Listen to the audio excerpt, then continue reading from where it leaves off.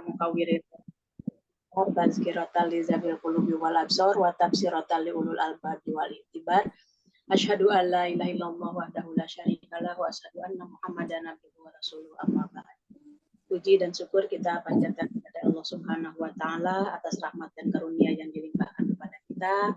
Alhamdulillah malam ini kita dikasih istiqomah oleh Allah di dalam beramal soleh, yaitu khususnya mentadabburi Al-Quran dan Sunnah. Mudah-mudahan hati kita dibuka oleh Allah untuk mendapatkan ilmu yang bermanfaat, dan mudah-mudahan dari ilmu yang bermanfaat ini kita dibimbing oleh Allah selama sisa hidup kita berada di atas jalan yang lurus.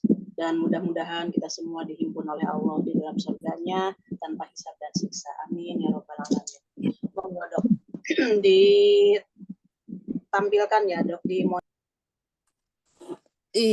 yang mana Ustazah yang ditampilkan? Hadisnya itu kah?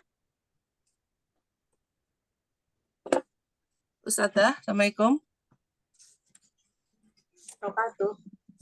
Iya. Yang ditampilkan hadisnya? Iya, hadisnya. Baik. Yang 18.000 Iya. 142.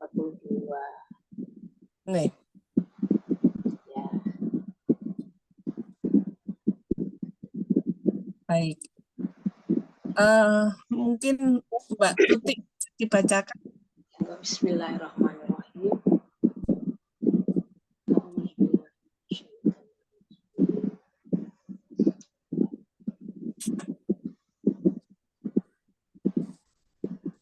Enggak dengar Mbak Susi? Mbak Tuti.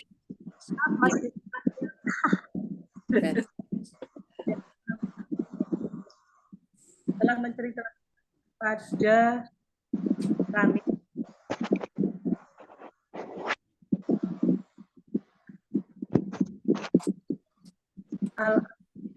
Al-Mas'i dari Ar-Rukai bin Ar-Rob dari bapaknya dari Khuraim bin Fatik, ia berkata, Rasulullah Shallallahu Alaihi Wasallam bersabda, balasan amanah wajib dengan manusia yaitu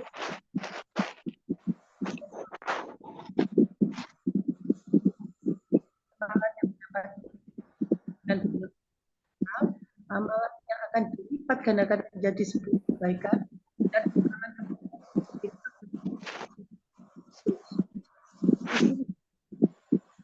siapa saja yang tinggal dalam tidak bukan Allah. Tunggu. Nah, menyatukan Allah dengan sesuatu yang lain, maka dia akan terbakar. Adapun siapa yang melakukan hingga merasakannya, walaupun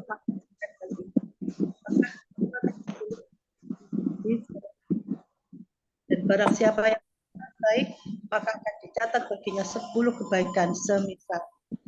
Dan siapa yang diberikan di jalan, maka satu kebaikan itu dilipat gandakan menjadi 700 kali.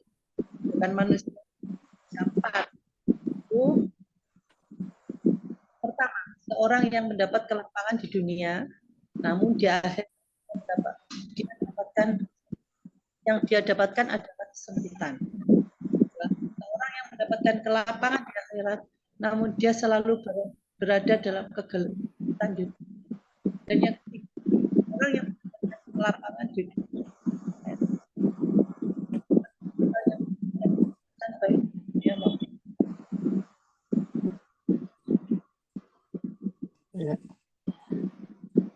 Sudah? Iya, dokter putus-putus ya sedikit. Iya, suaranya Mbak Tuti putus-putus. Iya. A'udzubillahi minasyaitonirrajim. Bismillahirrahmanirrahim. Di sini disebutkan bahwa Rasulullah Sallallahu Alaihi Wasallam bersabda, al-a'malu sitatun. Amal itu atau balasan amal itu ada 6. Ada 6 kategori tentunya. wan nasu arba'atun, sedangkan golongan manusia itu terdiri dari 4 kategori juga. Famujibatani, yaitu yang mujibatan, wa mislun bimislin, dan semisal dengan semisal. Wa hasanatun bi asri amsalihha, dan balasannya 10 kebaikan, 1 kebaikan dengan 10 kebaikan. Wa hasanatun bisa bimiatin, ada yang 1 kebaikan dengan 700 kebaikan.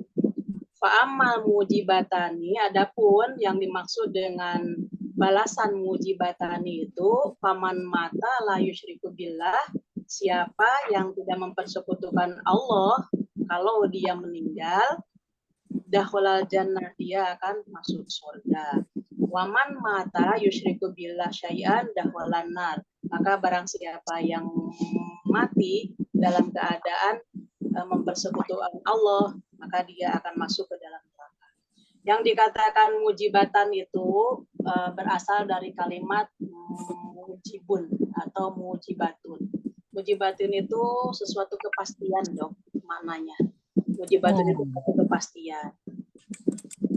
Jadi yang dimaksud suatu kepastian di sini, tadi kan ada 2. Man mata la yusyriku billahi syai'an.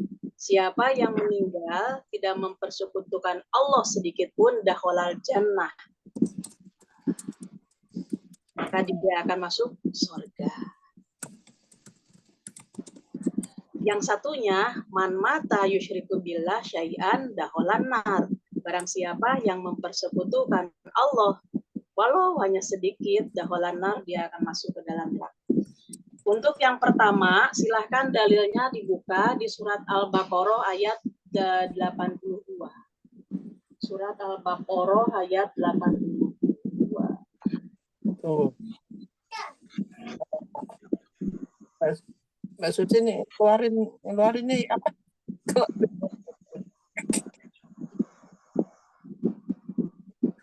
Sebentar.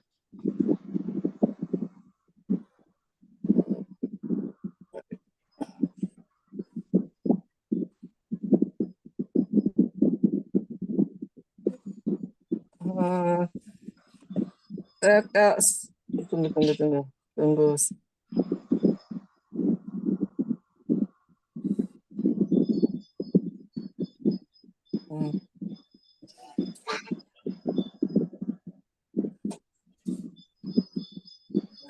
Apa Ustazah? Ini saya kalau handphone Mbak Susi bisa dikeluarkan stop share dari situ, Mbak. Aku kalau handphone masih bingung stop share piye.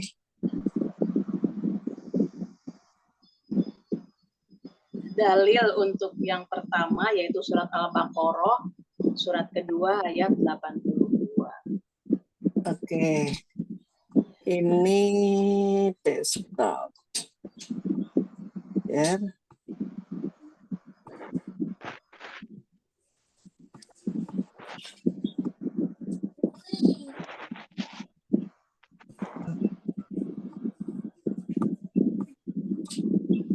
Al-Baqarah berapa, Ustazah? Ayat 82. Sambil dicatat mohon ya, Dok. Untuk Iya. nanti semua, soalnya ini uraiannya nanti panjang dan satu sama lain berkaitan. Ini ya. Ya. Auzubillahi minasyaitonirrajim. Monggo dibaca terjemahannya aja. Dan orang-orang yang beriman serta beramal soleh, mereka itu penghuni surga. Mereka kekal di dalamnya. Nah, itu berarti tidak melaksanakan kesyirikan. Orang yang beriman dan melaksanakan amal-amal soleh. Nah, amal solehnya itu tentu amal soleh yang ittiba, yang mengikuti aturan Allah dan Rasulnya, dan dia tidak terkontaminasi dengan masalah kesyirikan. Maka kata Allah, ulaika ashabul jannah, mereka itulah adalah penghuni surga, fiha khalidun, mereka kekal di dalamnya. Nah, yang mujibatani tadi, yang balasannya 2 yang langsung dan wajib dia untuk menerima balasan seperti itu. Man mata la yusyriku billah syai'an. Siapa yang mati tidak melaksanakan kesyirikan, maka dia dakhalal jannah, masuk ke dalam surga. Kemudian yang kedua, man mata yusyriku billah syai'an dakhalan nar. Barang siapa yang dia mati dalam keadaan mempersekutukan Allah, maka dia akan masuk ke dalam neraka. Silahkan ayatnya An-Nisa surat keempat ayat 48.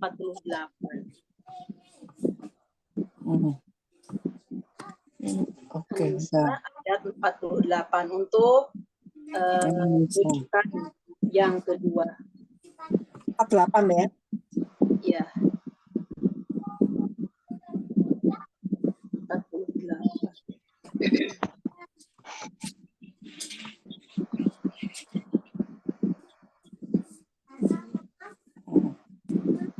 Baik.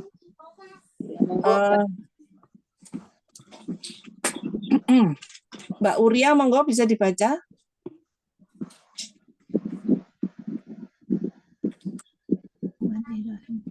Pada hari itu, orang yang kafir dan orang yang mendurhakai Rasul berharap sekiranya mereka diratakan dengan tanah, dikubur atau hancur lalu menjadi tanah. Padahal mereka tidak dapat menyembunyikan sesuatu kejadian apapun dari Allah. 48, Dok, An-Nisa. 48. Iya.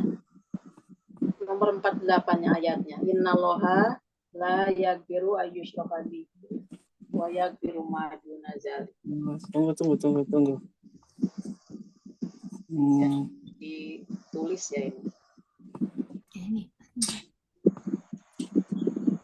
48. Tunggu.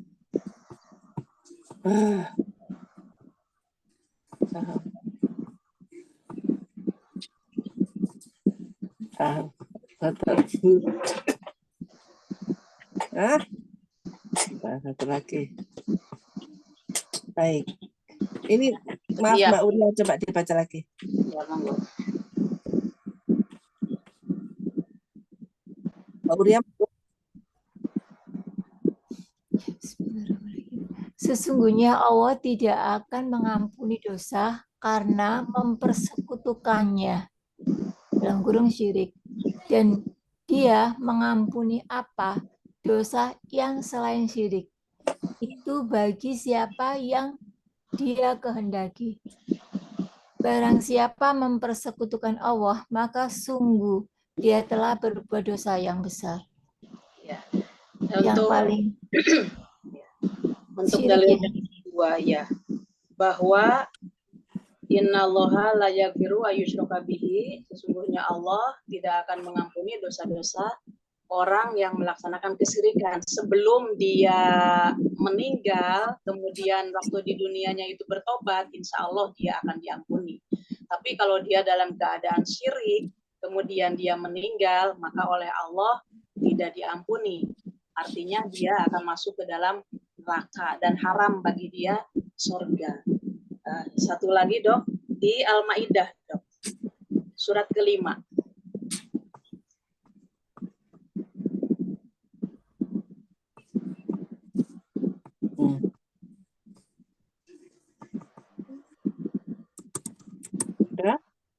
Ayat? Di ayatnya 72.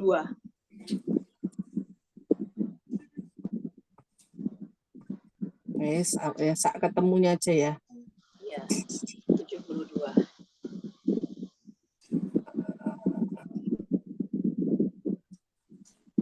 Monggo dibaca. Muter, masih muter.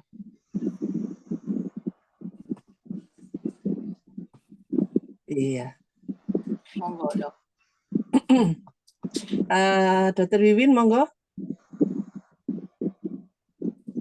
Ya. Al-Maidah ayat 72 ya. Sungguh telah kafir orang-orang yang berkata, sesungguhnya Allah itu dialah Al-Masih putra Maryam. Kata, wahai Bani Israel, sembahlah Allah, Tuhanku dan Tuhanmu. Sesungguhnya barang siapa mempersekutukan sesuatu dengan Allah, maka Allah mengharamkan surga baginya dan tempatnya ialah neraka. Dan tidak ada seorang penolong pun bagi orang-orang zalim itu. Ya. Ya, jadi orang-orang Nasrani ini haram bagi mereka surga ya. Ya, haram. Untuk al-mujibatan yang kedua ini, siapa yang meninggal dalam keadaan melaksanakan kesyirikan, kalau di ayat Al-Maidah ini 72 ini jelas sekali. Sungguh telah kafir orang yang mengatakan bahwa Isa putra Maryam itu sebagai Tuhan, sebagai Allah yang mereka katakan. Nah, sedangkan Isa putra Maryam sendiri menyuruh kepada umatnya, sembahlah Allah karena Allah itu adalah Tuhan kami dan Tuhan kalian. Maka dikatakan oleh Allah, innahu mayyusyrik billah faqad haramallahu alaihil jannah. Barang siapa yang melaksanakan kesyirikan, maka sungguh Allah mengharamkan atasnya surga. Wa ma'wahun nar, dan tempatnya dia adalah neraka. Wa ma lizolimina min ansor, dan tidaklah bagi orang-orang yang zalim itu mendapatkan pertolongan di sisi Allah. Ini berat ya, syirik itu. Itu yang dikatakan mujibatan, Dok. Ya. Jadi mujibatan itu ada dua yang diwajibkan, yang langsung balasan dari Allah, pahalanya langsung surga dan balasannya langsung neraka. Yaitu orang yang syirik dan orang yang tidak syirik, termasuk di kategori mujibatan. Terus selanjutnya di sini wa mislun bimislin. Nah, sekarang yang mislun bimislin ini. Wa hasanatun bi asri amsaliha, dan balasan satu kebaikan dengan 10 perumpamaannya. Jadi kategori yang ketiga itu, amalan yang ketiga yang mendapatkan balasan itu, yaitu ada satu kebaikan dibalas dengan 10, dan selanjutnya saya terangkan aja keseluruhannya dulu ini. Hatta yashmuruha qalbuhu. Faman hamma wahasanatun bisabi miatin, dan satu kebaikan dibalas dengan 700 kebaikan. Jadi ada satu kebaikan hanya 10, kemudian satu kebaikan dengan 700. Yang pertama, faman hamma bihasanatin hatta yashmuroha qalbuhu wa ya'lamuhallahu minhu kutibalahu hasanatun. Barang siapa yang dia hanya berkeinginan saja, hanya ada greget di dalam hati, tapi betul-betul dia datangnya dari hati, ham namanya. Nah, niat yang hak gitu kan ya, niat yang betul-betul, bukan hanya keinginan saja, tapi ada niat yang benar-benar ingin dilaksanakan. Nah, maka sudah masuk relung hati niat tersebut. Wa ya'lamuhallah, dan Allah mengetahui mana yang dia hanya berkeinginan, mana yang dia betul-betul ingin melaksanakan. Maka oleh Allah kutibat lahu hasanatun, dituliskan baginya satu kebaikan. Nah, waman amila sayiatan, tapi barang siapa yang dia itu berniat, ada ham tadi, hanya satu aja di dalam hati, kemudian kutibat alaihi sayiatan, maka dituliskan oleh Allah satu kesalahan. Waman amila hasanatan, maka barang siapa yang melaksanakan kebaikan, satu kebaikan, maka ada yang dibalas dengan 10 kebaikannya. Waman anfaqo nafaqatan fisabilillah, maka barang siapa yang menginfakkan suatu infak di jalan Allah, maka kebaikannya bisa bimiatin sampai 700. Saya tunjukkan dalilnya yang ketiga.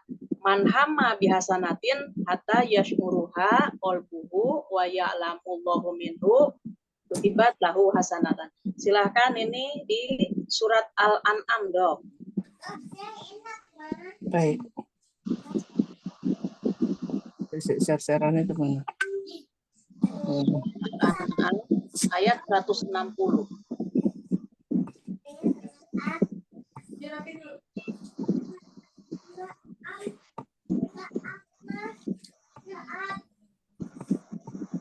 Ayat Ayat 160.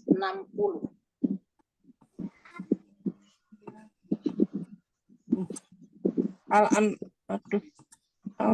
ini. Ayat 6. Ya.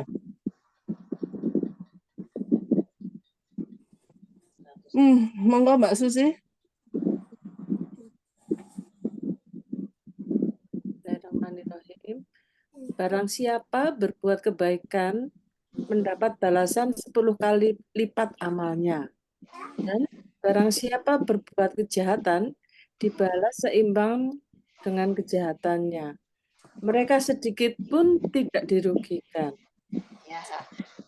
Jadi barang siapa yang melaksanakan suatu kebaikan, ada yang pahalanya 10 kali lipat. Tapi kalau dia melaksanakan keburukan, maka hanya 1 balasan keburukannya itu. Jadi keburukan itu tidak dilipat gandakan, akan tetapi kebaikan dilipat gandakan oleh Allah 10. Contoh yang 10 itu di mana, gitu kan? Nah, yang 10 itu di Muslim, Dok. Baik. Ya. Mau saya terangkan atau ditunjukkan ya? Diterangkan saja, nanti saya cari ininya. Saya share setelah kajian. Ya.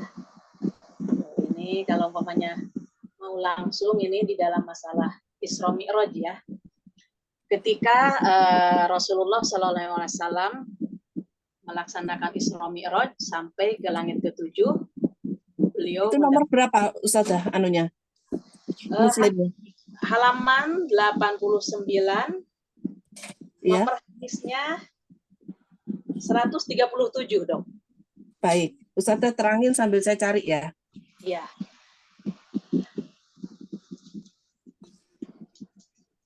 Ketika Rasulullah SAW Isra Mi'raj disuruh oleh Allah melaksanakan sholat sebanyak 50 waktu. Maka ketika beliau turun ketemu dengan Nabi Musa, kata Nabi Musa, umatku tidak akan kuat. Maka akhirnya nego sampai beberapa kali mendatangi Allah. Kemudian kata Allah itu disebutkan di dalam hadis yang saya sebutkan itu, sekarang hanya 5, kata Allah, hanya 5 waktu. Sebagaimana sekarang yang kita laksanakan, mulai dari subuh, zuhur, asar, maghrib, isya, cuman 5 waktu. Pertamanya 50 waktu. Karena kata Nabi Musa, umatku aja nggak kuat, apalagi umatmu tidak akan kuat. Maka disuruh kembali sampai beberapa kali, maka Allah sudah menentukan. Sehingga akhirnya Allah berfirman, hanya 5. Namun nilainya sama dengan 50. Jadi 1 kali sholat, balasannya dari Allah adalah 10 kebaikan. Nah, ini dalilnya. Ini ya, Abu Dzar ini. Ya, di halaman, pasnya di halaman 89-nya, Dok. 89-nya. 89 di hampir alinea terakhir. Nah itu, Dok. Nah, ini Allah berfirman hanya 1 nilai.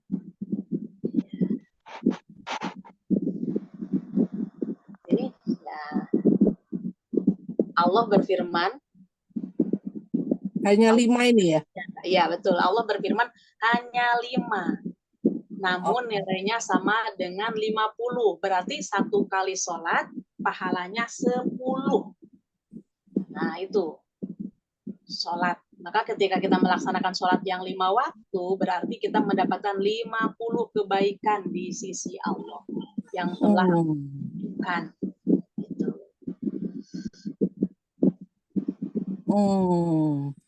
Itu berlaku untuk sholat yang wajib, fardu. Kalau sholat yang sunnah, apa juga hitungannya sama? 10? Sama 10, akan tetapi ya tergantung kita melaksanakannya kapan, tetap insya Allah mengikuti yang wajib. 10 kebaikan. Itu kan sholat wajib itu kan ada yang 2 rakaat, 4 Ya, rakaat, 3 rakaat. Itu maksudnya yang dihitung rakaatnya atau sholatnya? waktunya. Satu waktu. Oh, berarti kalau sholat sunnah misalnya rawatib gitu, Ya, tambah lagi ya rawatibnya Ya. itu ya? ya. Tergantung kita umpamanya.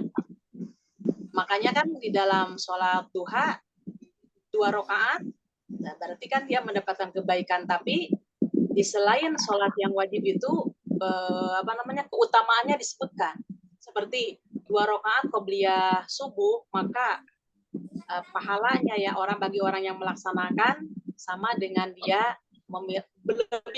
lebih baik seperti mendapatkan dunia dan seisinya untuk qobliyah. Kalau untuk zuhur, barang siapa yang melaksanakan sholat zuhur 4 rakaat qobliyah, kemudian ba'diyahnya 4 rakaat, maka haram baginya neraka. Jadi diharamkan oleh Allah masuk ke neraka. Kemudian barang siapa yang melaksanakan sholat 4 rakaat sebelum asar, semoga Allah merahmati. Jadi insya Allah disayang Allah. Dan banyak-banyak lainnya. Kemudian barang siapa yang sholat 2 rakaat duha, maka dia mengimbangi untuk persendiannya. Kan Allah menciptakan persendian manusia sebanyak 360. Maka dia berhak untuk mendapatkan amal soleh, yaitu dengan mengkiparati anggota tubuh kita sebanyak 360 dalam hal kebaikan. Maka barang siapa yang pada hari itu dia melaksanakan kebaikan sebanyak 360, berarti dia selamat dari api neraka. Nah, di dalam sholat duha bisa diimbangi dengan 2 rakaat sholat duha. Itu keutamaan. Di Muslim di bab sholat duha itu judulnya. Tapi saya terangkan. Oh, oke. Jadi selain ada nilainya masing-masing sholat itu, selain ada nilainya 10 kebaikan, ada plus tambahan lainnya itu ya. Keutamaan tersendiri. Keutamaan sendiri. Oh, baik. Ya. Kemudian sekarang yang balasannya dari Allah itu mendapatkan 700 ya. Iya. Yang 700. Yang mendapatkan 700 tadi Asri Amsali ya. Al-Baqarah ayat 260.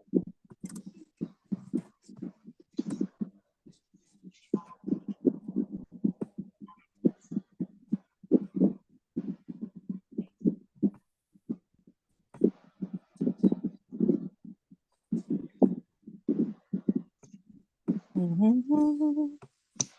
260 Al-Baqarah.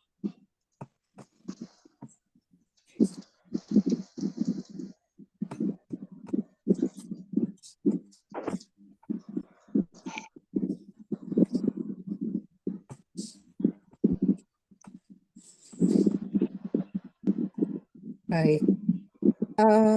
Ini siapa ya?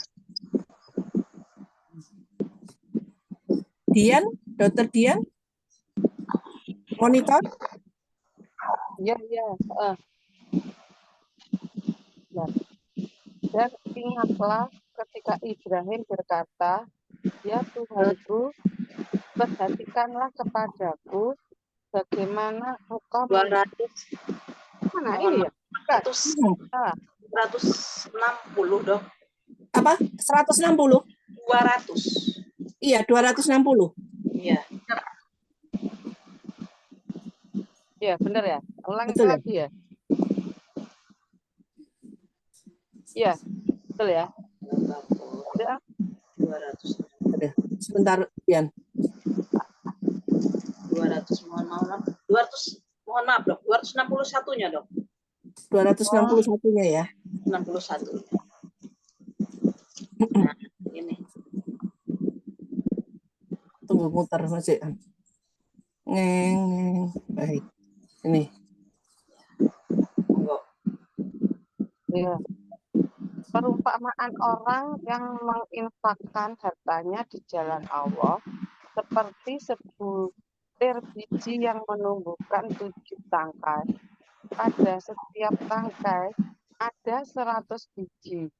Allah melipat gandakan bagi siapa yang Dia kehendaki. Dan Allah Maha luas, Maha mengetahui.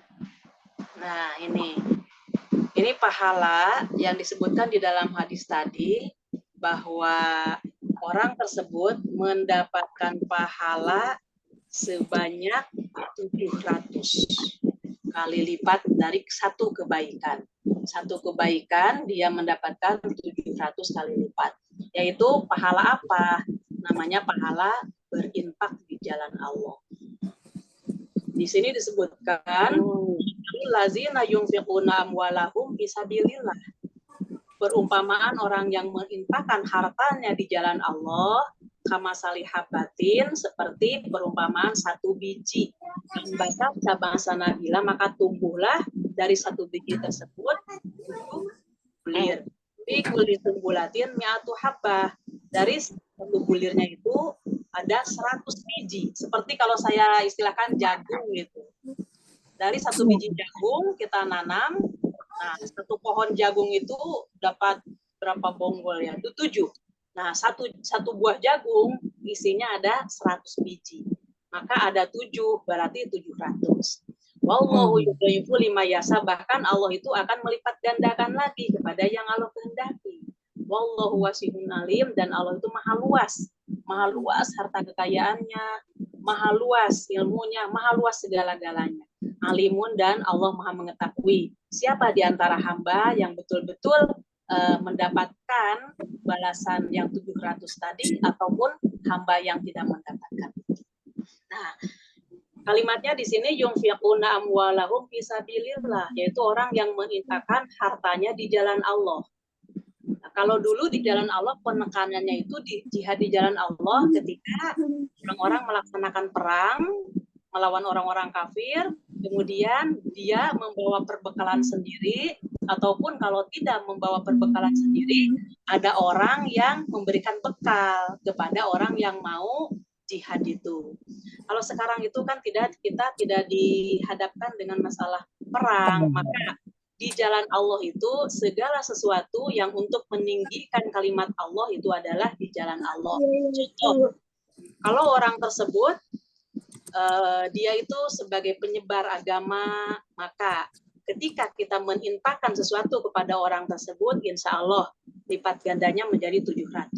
Contohnya, kalau umpamanya dokter mengikuti pengajian secara offline, kemudian dokter membawa aqua untuk anggotanya berapa, di situ umpamanya anggotanya 20. Maka dokter membagikan 20 gelas, 20 botol aqua kepada jamaah itu. Nah, balasannya dari Allah, satu botol itu menjadi 700 nilainya di sisi Allah. Jadi tergantung yang kita keluarkan, maka sebanyak itu pula lah. Nah, kalau umpamanya 20, berarti ya tinggal dilipat gandakan aja menjadi 700. Jadi berapa dari 20 tersebut?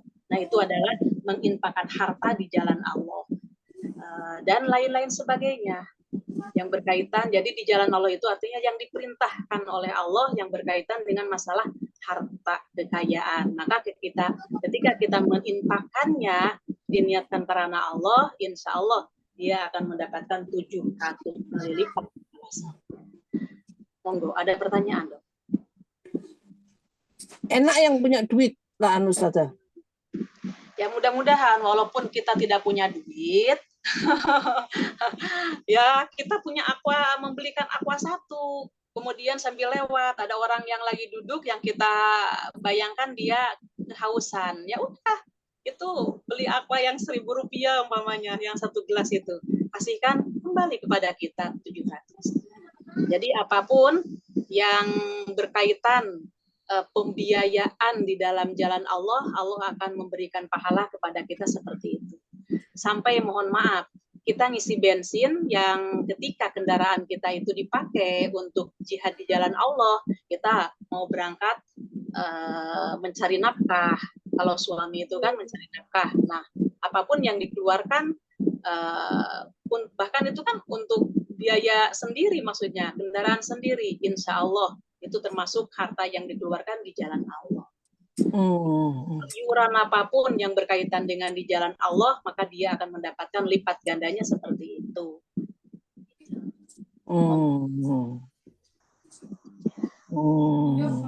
Iya.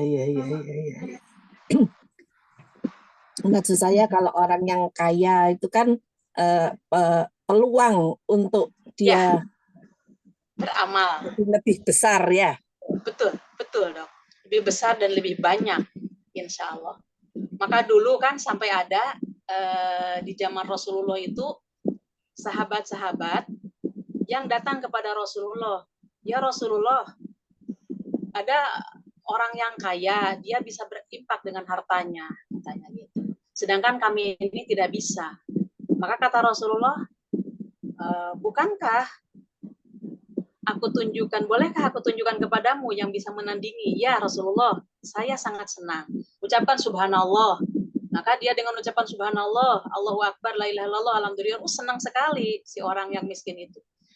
Begitu datang ke rumahnya, loh, didengarkan lewat si orang kaya, loh kok si orang kaya juga ucapan itu ya Rasulullah, katanya datang lagi kepada Rasulullah. Ya Rasulullah, dia juga mengucapkan subhanallah, Allahu Akbar, la ilaha illallah, alhamdulillah. Ya kata Rasulullah, sesungguhnya Allah lah yang membagi-bagikan harta dan itu merupakan karunia dari Allah bagi dia. Maka kamu jangan merasa iri kepada karunia yang diberikan oleh Allah untuk dia. Akhirnya ya menerima takdir lah gitu dok intinya. Nah Allah lah yang menentukan ketentuan miskin dan kayanya seseorang. Dan itu sudah tertulis di dalam Lauh Mahfudz sebelum langit dan bumi diciptakan. Bahwa ketika seseorang dilahirkan di dunia, dia akan mendapatkan sekian hartanya. Nah, itu sudah ada ketentuan sebelum langit dan bumi diciptakan, 50.000 tahun jarak. Nah, sekarang yang di jalan Allah itu yang mana? Ini harus saya jelaskan juga. Di 262, dok, sama 261 sampai 264. Supaya paham. Supaya kita tidak batil gitu, tidak batal. Masih muter. Yang 62. Iya. Siapa ya? Sinta, Dr. Sinta, monggo. Orang yang menginfakkan hartanya di jalan Allah, kemudian tidak mengiringi apa yang dia infakkan itu dengan menyebut-nyebutnya dan menyakiti perasaan penerima. Mereka memperoleh pahala di sisi Tuhan mereka. Tidak ada rasa takut pada mereka dan mereka tidak bersedih hati. Paham, dok? Insya Allah, kalau kita memberikan seseorang, kita tidak boleh mengungkit, tidak boleh menyakiti perasaan orang yang diberi. Soalnya di masyarakat itu kadang-kadang suka terjadi karena seringnya dia membagi-bagi, begitu giliran dia ada masalah, seolah-olah mengharapkan kepada orang yang dibagi itu. Kok giliran saya ya nggak ada yang nolong gitu kan, suka kadang-kadang seperti itu. Maka itulah yang membatalkan pahala yang lipat gandanya 700 tadi. Banyak itu Ustazah kalau pas coblosan. Dan mohon maaf kalau masalah yang berkaitan dengan coblosan, memberinya juga bukan karena Allah, saya kira. Karena itu wallahu alam ya, Allah yang itu. Dan masalahnya itu kan, ketika nyoblos selesai dan dia tidak menang, akhirnya tikarnya yang sudah dibagikan pun diambil lagi. Pernah kejadian dulu. Apa yang disodakohkan ceritanya ngomongnya sodako, tapi ternyata begitu tidak menang dia marah-marah. Aku udah habis sekian kok, malah nggak masuk. Kalau alam. Nah, pokoknya yang jelas, orang yang menginfakkan hartanya di jalan Allah itu tidak diikuti dengan menyakiti orang yang memberi, kemudian manan, wala adzan. Dia tidak menyebut-nyebutnya. Maksudnya gini, tidak menyebut-nyebutnya itu. Umpamanya seseorang itu menginfakkan atau mensedekahkan 1 kardus Indomie ke panti asuhan. Padahal dia itu tidak ada yang tahu, tapi tiba-tiba kemarin saya loh dari panti. Nah, berarti itu namanya menyebut-nyebut, mengabarin kepada orang. Saya kemarin dari panti. Panti mana? Panti anu gitu. Oh, ngapain? Ya iya. Dari pas ada rezeki saya bawakan Indomie 1 kardus. Itu kan namanya menyebut-nyebut, batil pahala di sisi Allah. Nah, kita dituntut untuk ikhlas di sini. Kemarin saya ya ngirim monggo Dok, bagaimana? Pemberian orang tua ke anaknya itu kan sedekah ya? Ya. Lipat ganda 700. Ya. Berarti termasuk itu yang tidak boleh disebut-sebut ya? Ya. Betul. Kalau sebaliknya pemberian anak ke orang tua itu sedekah juga enggak ya? Sedekah juga, sama. 700 juga. Siapa? Kalau yang hadis yang harta anak itu adalah hartanya orang tua itu gimana Ustazah? Maknanya begitu, babananya begini kalau hadis itu. Ketika orang tuanya itu memberi kepada anaknya, maka pemberiannya itu boleh diambil lagi oleh orang tuanya. Gimana? Atau yang dimiliki begini, harta anak adalah harta orang tua, seperti itu. Jadi ketika si orang tua tidak memiliki sesuatu, boleh si orang tua itu meminta kepada anaknya. Maka ketika si anaknya itu memberi kepada orang tuanya, hartanya tersebut sama nilainya itu di sisi Allah, walaupun tidak secara langsung diberi, tapi jalan meminta orang tuanya kepada anaknya. Sama 700 nilainya. Satu. Yang kedua tadi pemberian. Ya, kalau umpamanya kan orang yang sudah memberikan sesuatu kepada orang lain tidak boleh diambil lagi. Diibaratkan sama dengan dengan anjing yang muntah kemudian dijilat lagi. Itu yang tidak boleh. Nah, tapi harta yang diberikan oleh orang tua kepada anaknya, maka boleh orang tua mengambilnya lagi.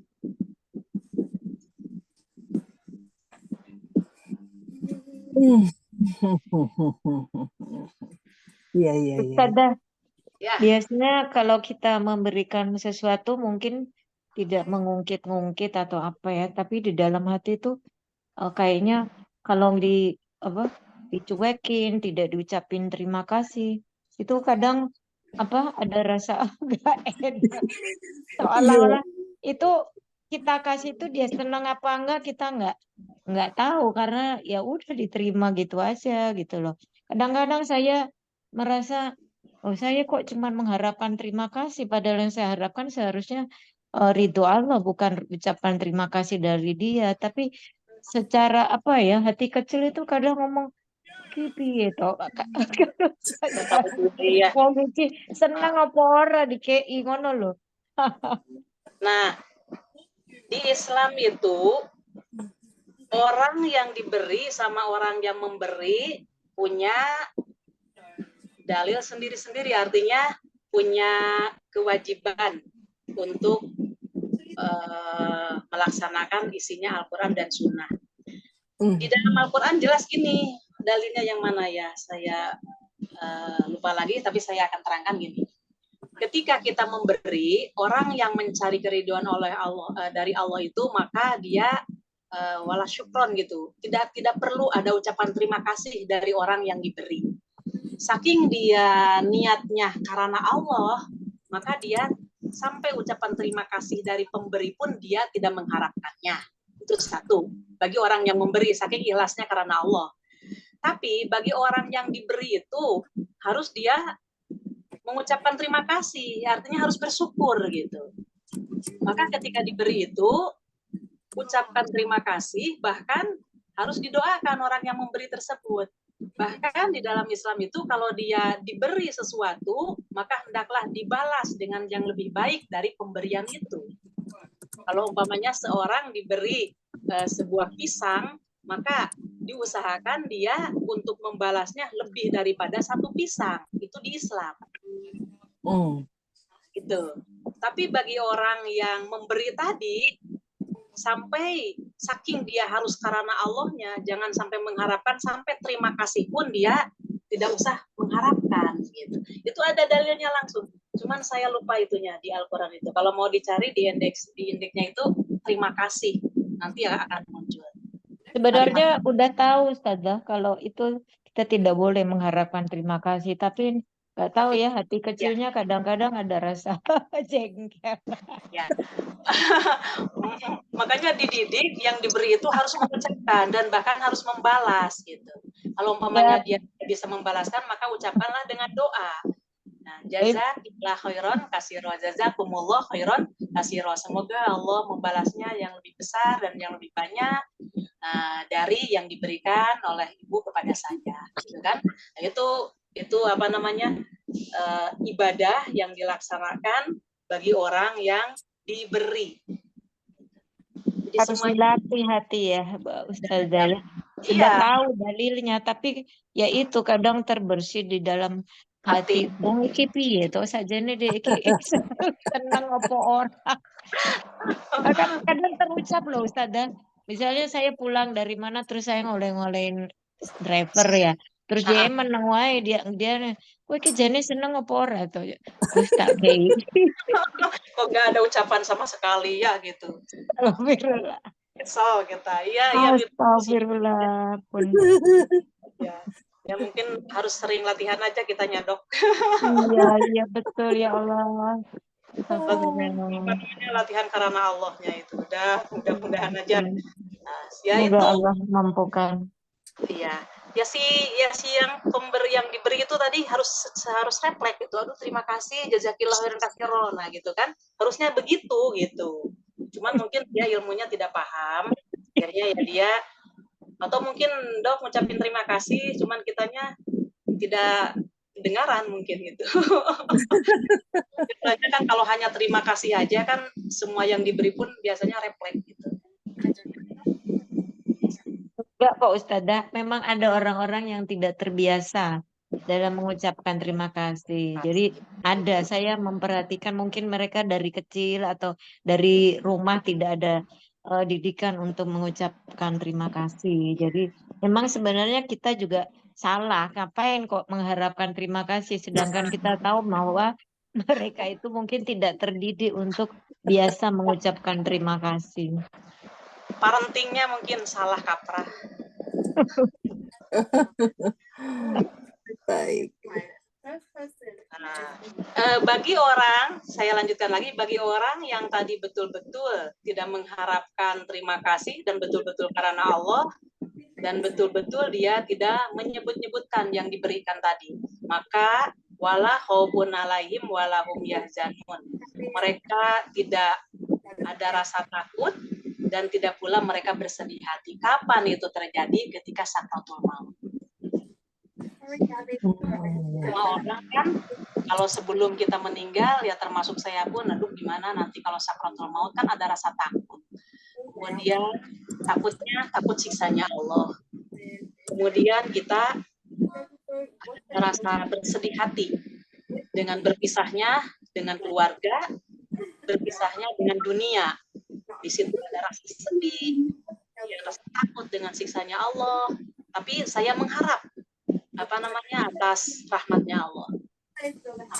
Orang yang melaksanakan sedekah karena Allah, wala khaufun alaihim wala hum yahzanun. Kalau sudah hari hanya ini sudah otomatis pahala sebagai pahala dari Allah. Ya tidak akan ada rasa takut dan tidak pula bersedih hati ketika sakratul. Ini mudah-mudahan kita termasuk orang yang la khaufun alaihim wala hum yahzanun. 263.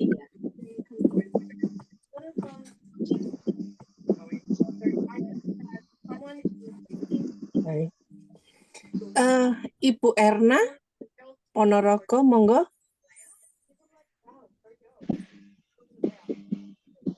Ibu Erna monitor.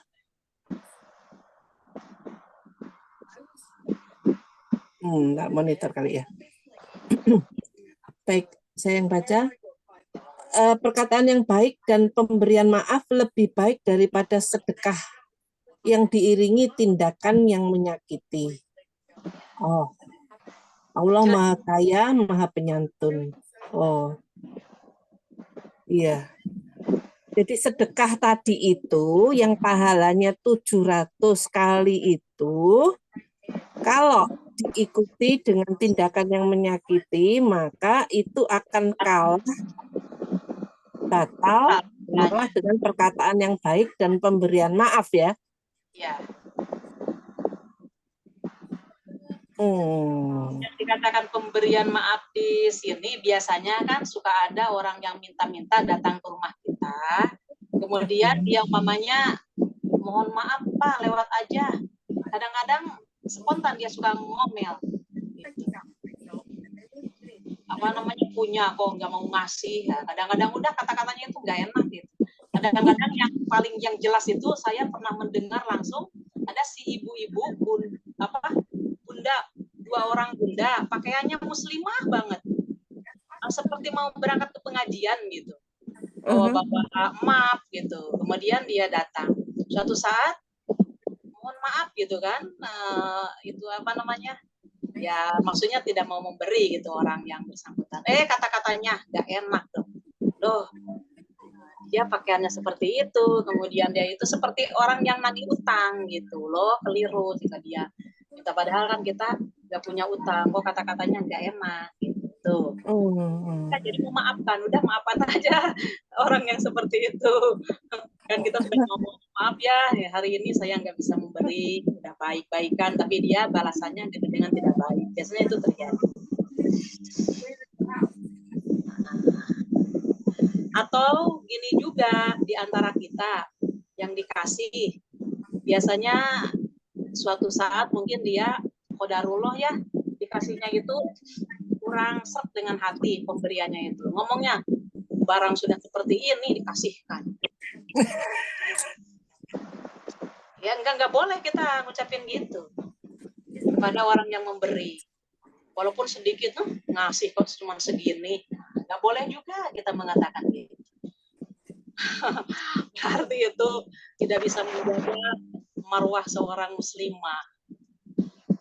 Maka ketika kita kembalikan kerujukannya, wahai perempuan, kata Rasulullah, kalau toh kamu dikasih hadiah oleh tetangga, walaupun hanya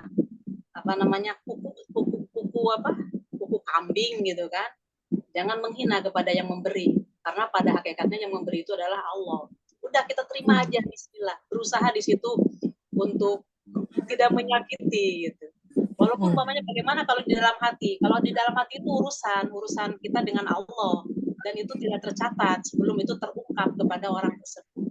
Bahkan ketika kita dikasih itu ucapan terima kasih dengan muka yang baik, seolah-olah kita membutuhkan barang itu, tapi di belakang itu ya itu urusan kita dengan Allah aja ya, asal jangan ditunjukkan kepada dia. Kan di Muslim pun jelas masalah kalau itu masih terpendam di dalam hati, maka Allah tidak peduli katanya. Artinya kita tidak tercatat kalau masih di dalam hati. Tapi kalau kita teman sejawat yang dekat, masa aku dikasih sedikit, suka gitu kan kadang-kadang gitu. Atau yang keduanya, ini barang kapan ini? Kok dikasihkan saya ini? Udah nggak enak dikasihkan saya. Itu nggak boleh. Seperti itu.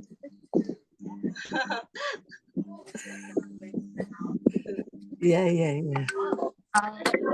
Misalnya kita memberi sesuatu pada teman atau seseorang, kemudian dia mengembalikan itu gimana ya? Misalnya sambil minta maaf, ya. Maksudnya mengembalikannya itu tidak diterima gitu, Dok?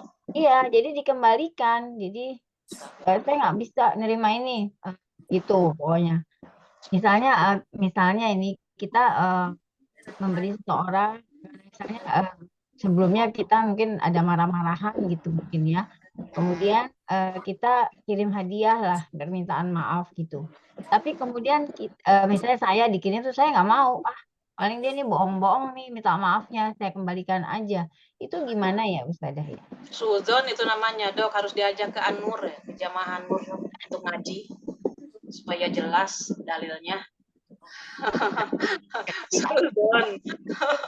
Itu satu. Yang kedua, rujukannya di dalam hadis kan begini, jelas sekali di dalam Al-Qur'annya pun kan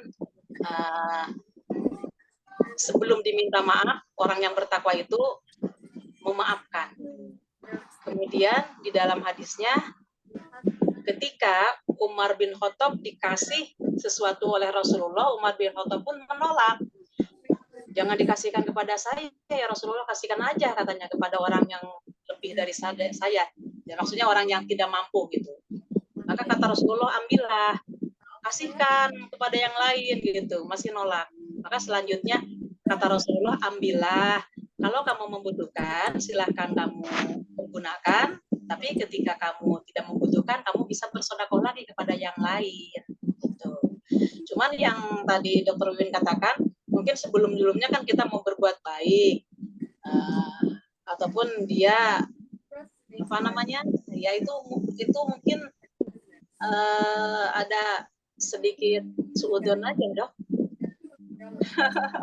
Ya, jadi misalnya saya suudzon misalnya sama orang itu, harus tetap diterima ya Ustazah. Masalah saya mau kasihkan itu ke orang lain nggak apa-apa ya. Ya, Yang apa-apa. sudah saya terima dulu gitu ya. Jangan sampai menyakiti ya, menyakiti. Ya, Ustazah. Jadi kita kalau umpamanya sudah sampai ke situ, akhlak kita, insya Allah itu akhlak yang paling baik. Dan memang harus berusaha ke situ gitu. Jangan sampai Iya. Aku inget Win, kamu kasih boneka, terus tapi tak kembalikan karena aku jadi takut, nggak bisa tidur. Ya, ayo dia iki berarti. Habis waktu itu masih ada film Poltergeist itu loh. Boneka yang jadi hantu itu. Ayo. Langsung kepikiran dia. Iya. Ya lebih baik sekarang diungkapkan. Maafkan aku maaf. Oh, jadi sekarang Ustazah nanya, kalau memberikan maaf itu meskipun orangnya nggak tahu itu bisa ya, nggak apa-apa ya? Maksudnya misalkan tadi membuat kesalahan membuat kesalahan gitu, misalkan sama teman gitu, terus kok gini sih, sudah kamu saya tak maafkan itu, tapi tanpa omongkan ke orang itu, tapi cuma dalam hati diniatkan memberikan maaf itu nggak apa-apa ya? Nanti untuk apabila suatu saat ketemu, jenengan harus nanya duluan kepada beliau. Ya, berarti menunjukkan bahwa jenengan itu sudah memaafkan. Tapi ketika orang itu lewat, kemudian kita masih diam-diam, padahal di dalam hati sudah memaafkan, ya keliru. Jangan-jangan dia beranggapan saya belum memaafkan gitu. Nantinya gitu dong. Tapi kalau misalkan kita niat memaafkan terus sama mereka, sama teman gitu, sudah baikan gitu kan nggak apa-apa, berarti kan sudah memaafkan kan? Ya, insya Allah ditandai dengan Apa baikan. ya itu ya. Karena kadang-kadang kan meminta atau memberi maaf kadang-kadang kan ya malu-malu kucing gitu kan gitu. Ya, soalnya gengsi dan iya. itu. Ya. Insya Allah ketika kita dibimbing oleh Al-Quran dan Sunnah, insya Allah lah, daripada kita membawa beban di hadapan Allah nanti, lebih baik sekarang aja, hilangkan gengsi, kita saling memaafkan. Makanya saya sangat setuju dengan adanya halal bihalal itu. Mungkin momen itu merupakan ajang untuk silaturahmi, ajang untuk membebaskan kesalahan-kesalahan yang terpendam, mungkin seperti itu. Ustazah, ada dalilnya nggak? Mana yang lebih baik, memberi maaf itu ditunjukkan apa tidak ditunjukkan begitu? Ada. Jadi lebih baik ditunjukkan. Nanti dokter lihatnya di sini. Siapa yang lebih duluan memberi salam, maka itulah yang mendapatkan pahala dari Allah. Kalimatnya itu, hadisnya itu. Siapa yang duluan memberi salam, maka dialah. Jadi damai di Islam itu bukan hanya sapa menyapa, akan tetapi mendoakan. Kita kan mengetahui bahwa di balik kalimat Assalamualaikum warahmatullahi wabarakatuh itu menyangkut dunia dan akhirat, menyangkut keselamatan di kubur, menyangkut keselamatan dari api neraka. Nah, itu salamnya di Islam. Maka ketika orang itu mendahului kalimat Assalamualaikum, itulah yang terbaik di sisi Allah. Itu dalilnya, Dok. Kadang menata hati itu susah-susah juga. Misalkan kita pernah disinggung gitu sama orang gitu ya. Terus kita kalau mau kita marah, nanti takut kalau malah memecahkan persaudaraan apa pertemanan. Tapi dikala orang itu terus kena batunya atau kenapa wapok kon, tapi dalam hati. Nah itu sudah salah ya. Kan gitu manusiawi ya.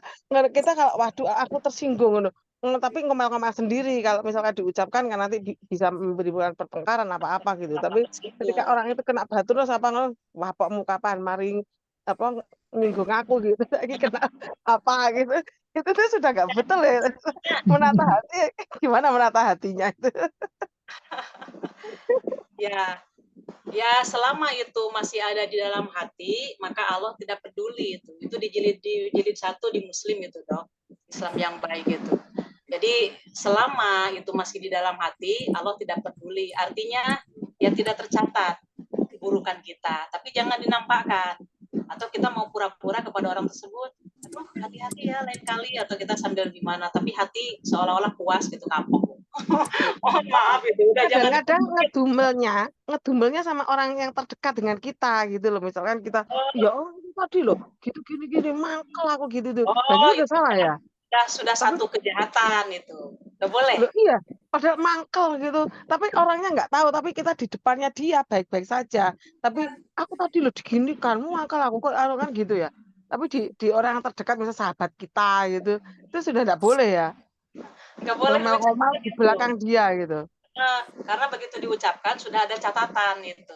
Gitu. Loh, Ustazah, tapi kalau diucapkan, tapi kita nggak nyebut namanya, jadi orang itu, aku tuh lagi muangkel sama uang iki, gitu. Tapi nggak kita sampaikan gitu, cuma untuk mengeluarkan gitu. Ada orang kan yang perlu pelampiasan begitu, kayak gitu masih nggak apa-apa ya? Orang yang diajak seperti itu tidak tahu, tapi Allah melihat kan. Allah mencatat dan melihat. Pokoknya selama di dalam hati itu tidak. Tapi kalau sudah dan itu ada ekspresi kita di wajah, orang-orang itu kan bikin penasaran juga, akhirnya kepo. Ada apa kamu sebenarnya? Akhirnya jangan-jangan nanti panjang urusannya gibah. Tapi kalau ngomong-ngomong sendiri tanpa ada orang enggak apa-apa ya, Ustazah. Soalnya kadang-kadang kalau dipendam itu ya dongkol nanti jadi jerawat nanti. Sendiri aja udah nggak bisa pakai orang, nggak apa-apa ya. Misalnya lagi nyetir aku gitu nggak apa-apa ya untuk melampiaskan biar blong gitu loh. Gimana caranya? Sebenarnya jawabannya dirujukan ke kita Bulughul Maram. Di Bulughul Maram itu jelas. Untuk orang yang beriman itu satu, wala tabaghadu, jangan saling membenci, jangan saling membelakangi, jangan saling bermuka mesam, jangan saling tidak menyapa. Itu di Bulughul Maram itu begitu, Dok, itunya apa namanya dalilnya semuanya. Nah, ketika kita menemukan dalil-dalil seperti itu, tapi kita masih mengekspresikan atau menunjukkan kekesalan kita, itu bagaimana? Berarti kita belum bisa melaksanakan dalil tersebut gitu, Dok. Bagaimana itu? Ya sebenarnya kalau dibilang manusiawi ya manusiawi, akan tetapi bagaimana? Kan di dalam Bulughul Maram juga jelas, di dalam dalilnya juga la taghdab walakal jannah katanya. Janganlah kamu marah, bagimu surga. Mau kita mengekspresikan godop atau kebencian itu, atau kita mau pilih surga? Nah itu berat juga kan? Berat juga.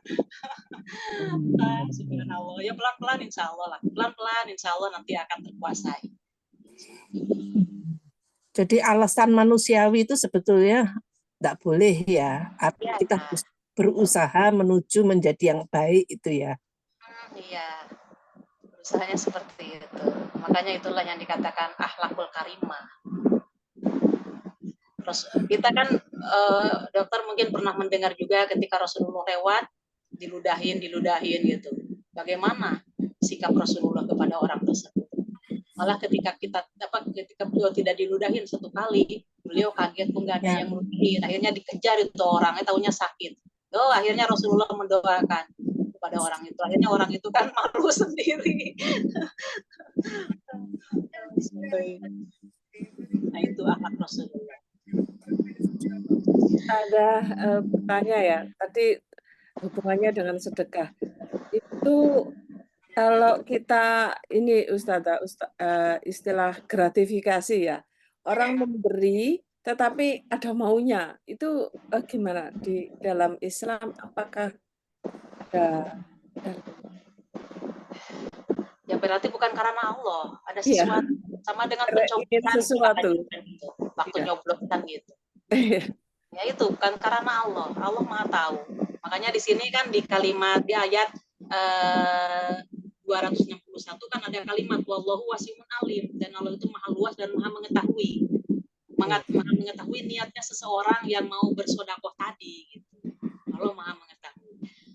Monggo dilanjut. Ustazah, mohon maaf, itu tadi berkaitan dengan pertanyaannya Mbak Susi, itu yang memberikan kan jelas hukumnya dia tidak karena Allah. Terus yang menerima bagaimana? Yang menerima itu rezeki dari Allah, Bu, lewat dia. Terima aja. Boleh.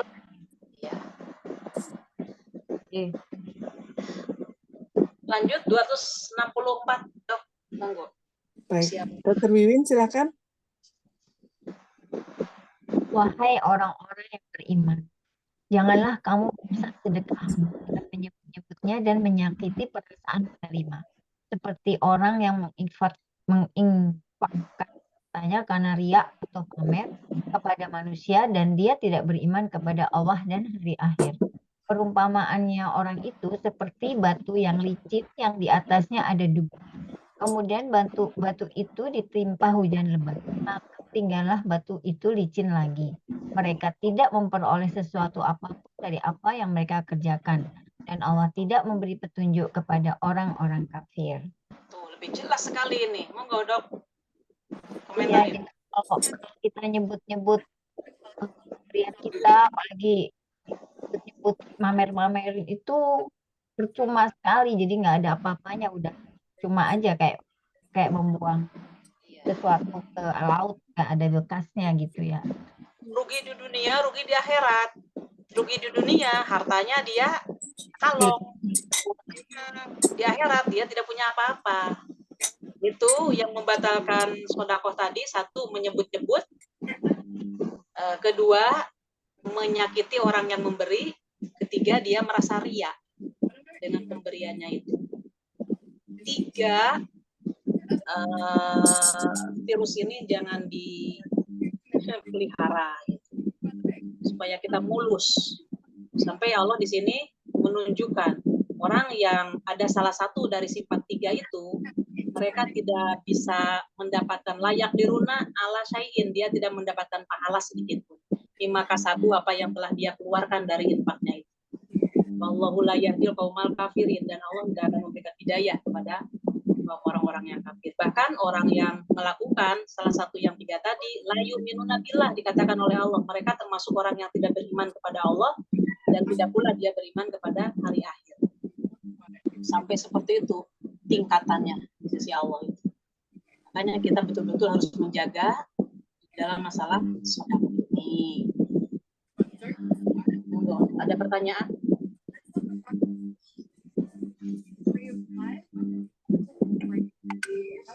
Lanjut Ustazah. Ini baru 4 ya, ini berarti ya? 6 jenis amalan baru 4 ya? Baru 4. Lanjut. Kalimat diterjemahkan terjemahannya? Atau saya yang langsung ya, Bu? Iya, yang di tadi ya, di hadis itu ya? Ya. Tadi kan sudah jelas, waman amila sayiatan kutibat alaihi sayiatan. Barang siapa yang mengerjakan suatu keburukan, suatu kejahatan, maka dia dibalas dengan suatu kejahatan tadi. Itu di dalam surat Al-An'am ayat 160 yang tadi itu. Barang siapa yang mengerjakan suatu kebaikan maka dibalas dengan 10, tapi barang siapa yang melaksanakan keburukan, maka dibalas dengan satu keburukan. Itu yang keempat ya, Dok. Yang kelima, waman amila hasanatan tabi asli amsaliha. Sudah saya jelaskan ini, barang siapa yang mengerjakan suatu kebaikan maka dia mendapatkan 10. Yang tadi, muslim yang tadi sudah kan masalah sholat Iya, tadi. sudah. Kemudian yang keenamnya yaitu waman anfaqo nafakotan fisabilillah yang 700. Yang belum Tunggu. diterangkan 4 Yang kategori. pertama kan mujibatan. Mujibatan itu kan ada 2. Yang tidak mempersekutukan Allah, terus yang kedua yang mempersekutukan Allah. Terus yang ketiga itu kebaikan yang dibalas 10 kali. Yang ini, Dok, mislun bimislin itu. Ya, mislun bimislin itu terdiri dari 4. 1, apabila dia berniat untuk melaksanakan kebaikan, nah, di dalam hatinya, maka dia mendapatkan 1 kebaikan. Oh, oke. Terjemahan ham ya, ham itu. Jadi hanya niat aja kebaikan, maka Allah akan mencatat 1 kebaikan. Mislin bimislin itu termasuk kategori itu. Oke. Yang kedua, kalau dia itu di dalam hadis Muslim yang panjangnya, kalau dia memiliki niat buruk, tapi dia tidak dilaksanakan niat buruknya itu, kemudian dia itu takut karena Allah, maka dia mendapatkan kebaikan juga, 1 kebaikan. Dia ada niat untuk berbuat jahat, tapi dia tidak melaksanakannya perbuatan tersebut karena takut sama Allah, 1 kebaikan. Saya perpanjang itu terjemahan dari hadis ini. Nah, yang kategori kedua, apabila dia melaksanakan suatu keburukan tadi, maka dibalas dengan 1 keburukan. Kemudian yang kelimanya tadi, suatu kebaikan dibalas 10, sholat yang 5 waktu tadi. Yang keenamnya menginfakkan di jalan Allah karena Allah, tanpa diiringi dengan yang 3 tadi, yang menyebut-nyebut, menyakiti hati pemberi, dan ria. Nah, tidak diikuti itu, maka insya Allah dia akan mendapatkan 700.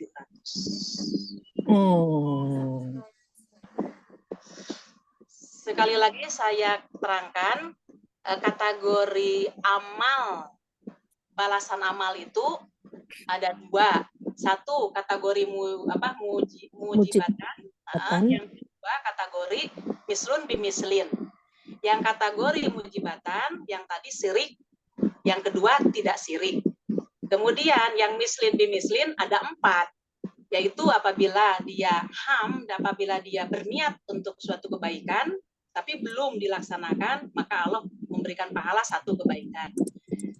Nah, kemudian yang bagian tadi ya bagian A, sekarang bagian B-nya gitu, masih di nomor 3 tadi, yang mislin bimislin, poin pertama. Ada A, ada B. Yang B-nya, barang siapa yang dia melaksanakan mau melaksanakan kejahatan tapi dia tidak melaksanakannya karena takut, dia pun mendapatkan kebaikan. Itu di Muslim di pertama. Kemudian yang nomor mislin bimuslin nomor 2-nya itu, atau nomor 4 dari balasan ya tadi, barang siapa yang mengamalkan sayatan 1 keburukan, ditulis oleh Allah balasannya 1 keburukan juga. Kemudian yang ketiganya, ketiga ini termasuk nomor 5 dari amal yang 6 tadi. Waman amilah hasanatan, barang siapa yang melaksanakan kebaikan 1 dibalas 10. Ya, ini termasuk, mohon maaf, puasa juga. Puasa yang ayamul bid, Dok. Iya. Yang tengah bulan itu ya? 13, 14, 15. 15 itu. Maka dia sama dengan puasa, kalau dilaksanakannya dalam kurun 1 tahun, maka sama dengan dia puasa selama 1 tahun, kan? Kalau ayamul bidnya itu dilaksanakan 12 bulan, sama dengan dia melaksanakan puasa 1 tahun. Berarti 1 puasa Yaumul Bid sama mewakili 10 hari. 2 Yaumul Bid berarti dia 20 hari. 3 Yaumul Bid berarti 30 hari. Jadi diambil rata-ratanya aja, 30 hari. Nah, maka ketika dia Yaumul Bidnya sempurna 12 kali, maka dia mendapatkan 1 tahun. Sama dengan puasa. Kan kelompok amal 10, 1 kebaikan 10. Itu yang Yaumul Bid itu ya? Sama sholat yang 5 waktu. Kemudian yang keempat ini adalah ke-6 dari keseluruhan amal. Yang keempat ini ke kategori mislun bimislin. Barang siapa yang menginfakkan tadi di jalan Allah itu mendapatkan 700. Jelas dok dalil-dalilnya? Jelas sudah. Ya. Sekarang satu lagi itu kan kalau sama dengan 1 tahun ya itu Yaumul Bid.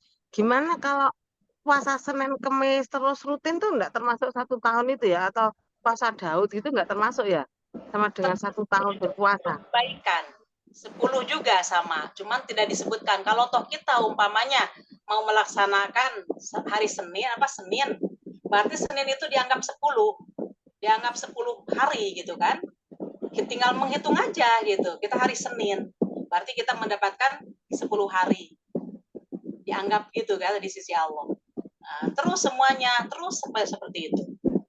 Ya. Kemudian ini pelaksanaan sholat Jumat bagi laki-laki, maka Allah akan membalasnya kan selama 7 hari ditambah 3 hari itu. Maka seandainya hari itu ada 10, berarti sempurna orang yang melaksanakan sholat Jumatan itu. Maka sholat Jumatan itu diampuni dosa-dosanya oleh Allah dari Jumat ke Jumat. Bahkan Allah memberikan 3 hari lebihnya. Nah, itu termasuk kan sholat kategorinya. Nah, pengampunan dosa dari Allah. Sama banyak dalil-dalil yang mendukung bahwa 1 kebaikan 10 dari Allah. Banyak dalilnya. Ustazah, kalau misalnya kita puasa Daud pas hari Kamis, terus juga biasa puasa atau pas Yaumul Bid gitu, didobel niatnya gitu, enggak apa-apa ya? Kalau puasa sunat dengan puasa sunat, Syekh Utsaimin, beliau ini kan seorang tokoh yang besar dan beliau itu yang tinggi, beliau berpemahaman. Tapi dalilnya secara langsung saya pun tidak menemukan, tapi pemahamannya kalau kita mau puasa hari Senin, kemudian atau puasa Daud pas di hari Senin, maka pahalanya double. Ya, 1, dia sama dengan melaksanakan puasa Daudnya kan sudah diniatan pertama. Kemudian hari Seninnya kita pun mendapatkan pahala hari Senin, jadi double. Kalau di dalam yang sunat. Itu Syekh Utsaimin begitu pemahaman. Oh, termasuk Yaumul Bid ya. Jadi kalau pas itu hari juga Yaumul Bid, ya berarti masuk dapat double lagi. Double lagi. Atau kita kemarin puasa 6 hari di bulan Syawal. Pas Senin, maka kata Syekh Utsaimin itu pahalanya double. Nah, tapi saya secara langsung dalilnya saya belum menemukan, tapi pendapat ya monggo diikuti, nggak apa-apa. Beliau berilmu, pasti bertanggung jawab. Lah gitu kalau ngomongin niatnya ya apa Ustazah? Pilih salah satu, dokter mau ngambil yang mana niat? Kalau umpamanya niatnya Senin berarti hari Senin, tapi kalau umpamanya dokter niatnya memang mau puasa Daud pas hari Senin, berarti kan kena.